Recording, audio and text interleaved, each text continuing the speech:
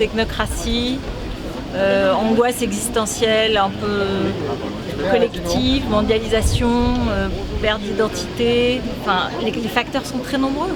Les facteurs sont ceux aussi de la perte de confiance dans les gouvernements nationaux, dans les États. Il y a une forme de déprime collective, une forme de crise.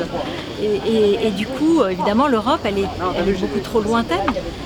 Et en plus, elle a l'air parfois contraignante, elle a l'air parfois même d'être un obstacle au développement personnel, au développement économique, au développement dans certains secteurs. Donc moi je crois que pour la renouer, cette confiance, il faut réincarner l'Europe par des personnalités qui en parlent de la façon la plus simple, la plus directe aux citoyens.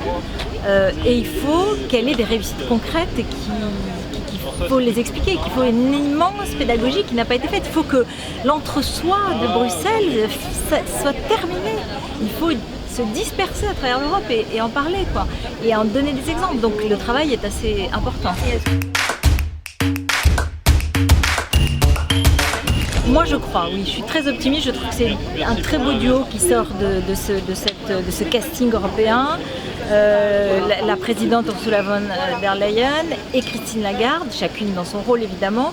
Mais moi je vais vous dire, si j'étais leur communicante à l'une et à l'autre, je leur dirais d'aller toutes les deux poser ensemble, faire Paris Match, raconter leur vie, rentrer dans la vie des Européens et profiter du fait qu'elles soient des femmes et qu'elles aient des histoires extraordinaires de vie pour populariser l'Europe.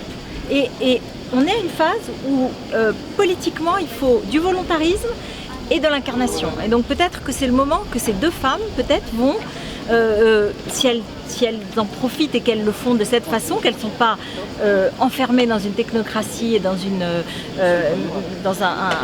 vraiment une gangue un peu contraignante, qu'elles aillent populariser l'Europe. Et du coup ce casting, oui, me paraît formidable.